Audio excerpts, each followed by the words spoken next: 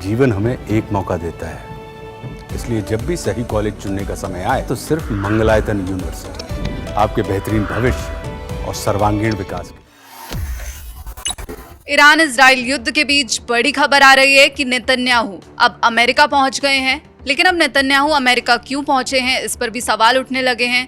और IDF official से Trump administration की जो मुलाकात हुई है उसमें क्या बात हुई और पूरा मामला क्या है, ये हम शेखर सर से जानेंगे। शेखर सर, नेतन्याहू अब अमेरिका क्यों पहुंच गए हैं? जी बिल्कुल सोनम, देखो यहाँ पर हमें ये गौर करना होगा कि जेरूसलम पोस्ट की तरफ से ये दावा जरूर किया गया है। हालांकि ये मुलाकात हुई है, मुलाकात कब हुई है, क्या ये अमेरिका में हुई है, इन तमाम चीज़ों का भी इंतजार करना चाहिए, क्योंकि आधिकारिक तौर पर अभी भी कुछ भी कंफर्म नहीं है। तो अब ये फ़ोन पर बात हुई है, क्या है वो आगे पता चलेगा। तो देखिए, इजराइल और ईरान के बीच जो भी युद्ध हो रहा है, इसमें बताया जा रहा है कि अब इजराइल जो है वो कहीं ना कहीं बैकफुट पर आ रहा है। जो इजराइल का डिफेंस सिस्टम है अब वो पहले के मुकाबले कमज़ोर होता जा रहा है। इससे पहले इजराइल की जो ताकत होती थी वो उसका डिफेंस सिस्टम ही होता था।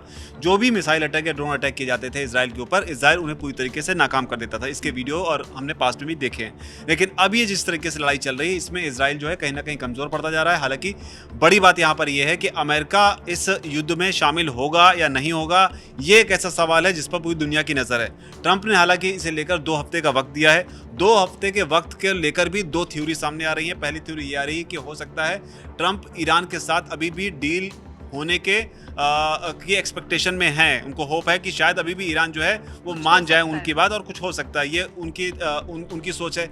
इसके अलावा दूसरी थ्योरी आ रही है कि यूएस कैरियर जो हैं, यानी यूएस के जो वॉरशिप हैं, वो उनको पोजीशन करने के लिए स्ट्रेटजिकली अगर इस सिचुएशन में पूरी तरीके से इन्वॉल्व होते हैं तो जितने भी उनके खिलाड़ी हैं, यानी कि जो उनके वॉरशिप हो गए, उनको वो पोजीशन करने के लिए 2 हफ्ते का वक्त ले रहे हैं। तो ये 2 तरह की थ्योरी आ रही हैं। इधर नेतन्याहू ने ट्रंप एडमिनिस्ट्रेशन से मुलाकात करने से पहले या जेडी वेंस से मुलाकात करने से पहले एक स्टेटमेंट दिया जिस पर हमें गौर करना चाहिए, जिसमें उन्होंने साफ तौर पर कहा कि अमेरिका से किसी भी तरह के ग्रीन सिग्नल का वो इंतजार नहीं कर रहे हैं। ट्रंप अगर चाहें तो वो ज्वाइन करें, अगर वो ना चाहें तो ना ज्वाइन करें। ट्रंप ज्वाइन करेंगे तभी जब उनको लगेगा कि इसमें अमेरिका का फायदा है।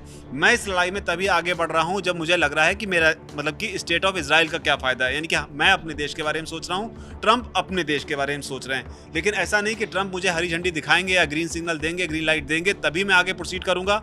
मैं ये लड़ाई जो है वो लड़ूंगा, और हम इसमें लड़ाई लड़ भी रहे हैं। साथ ही उन्होंने ये भी कहा कि जो 3500 साल पुरानी हमारी सभ्यता है, जो उन्होंने जो इस सभ्यता की बात कही है, उसमें उन्होंने ये कहा है कि इस सभ्यता को मैं ऐसे खत्म नहीं होने दूंगा, यानी जिस तरीके से ईरान की तरफ से हमले किए जा रहे हैं। और ये बात उन्होंने इसलिए भी कही क्योंकि ईरान की तरफ से जो खामेनेई, उनका एक पोस्ट जो है सोशल मीडिया पर काफ़ी वायरल हुआ था, जिसमें उन्होंने एक तस्वीर को शेयर किया था जिसमें एक किले नुमा इमारत जो है वो दिखाई जा रही थी, जिसमें एक और शख्स जो है वो अंदर जा रहा है तलवार लेके, और ऊपर से कई सारे रॉकेट जो हैं वो बरस रहे हैं। तो वहाँ पर उस तस्वीर को लेकर ये कहा गया था कि जो ईरान है वो इस लड़ाई को मुसलमान बनाम यहूदी जो है वो बनाना चाहता है।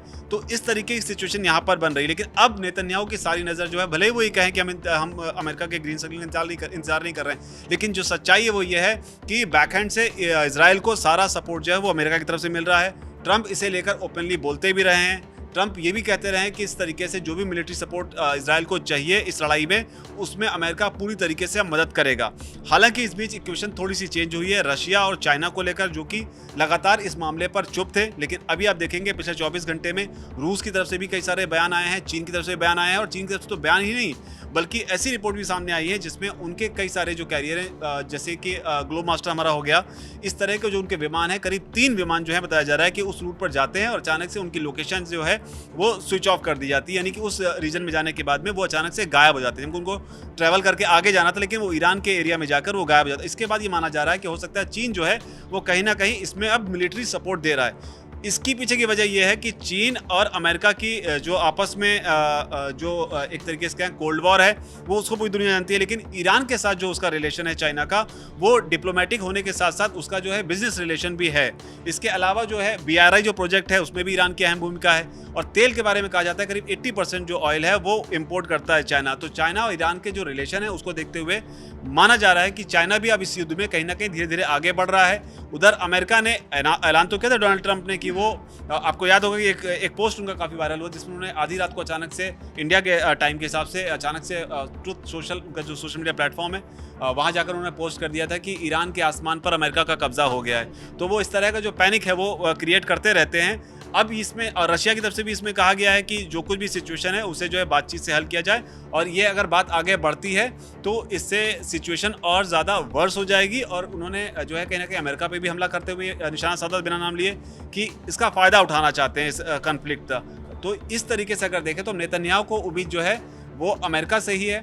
बहुत ज़्यादा आसान भाषा में अगर मैं समझाना चाहूँ तो यूक्रेन और रशिया का युद्ध जो है वो ऑलमोस्ट सभी को याद हो गया है पूरा, जिस तरीके से वो पिछले 3 साल में चला है। तो बात बात पर किस तरीके से जेलेंस्की जो है परेशान होने की स्थिति में भागकर बाइडेन के पास मिलने जाते थे, तो कुछ वैसी सिचुएशन यहाँ पर जो है बन गई है नेतन्याहू की। लेकिन हाँ, ईरान की जगह रशिया नहीं है।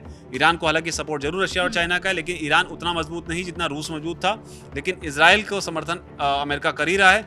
अब इसराइल ये सोच रहा होगा कि जो 2 हफ्ते का वक्त उन्होंने मांगा है उस पर उन्होंने क्या विचार किया है, या जो 2 हफ्ते का टाइम है क्या ये उसको कट शॉर्ट कर सकते हैं, जल्दी कोई फैसला ले सकते हैं, क्योंकि सिचुएशन जो है अब मिडिल ईस्ट में और ज़्यादा इंटेंस होती जा रही है। और अभी आप देख ही रहे हैं पिछले 1-1.5 घंटे से जो मिसाइल अटैक्स हैं वो कितने तेज़ हो गए हैं। और इसके अलावा एक खास किस्म का जो बॉम्ब है, क्लस्टर बॉम्ब, उसका इस्तेमाल जो कि बताया जाता है कई देशों में बैन है, उसका इस्तेमाल तक किया जाने लगा है। तो अब स्थिति जो है धीरे धीरे और ज़्यादा इंटेंस हो रही है।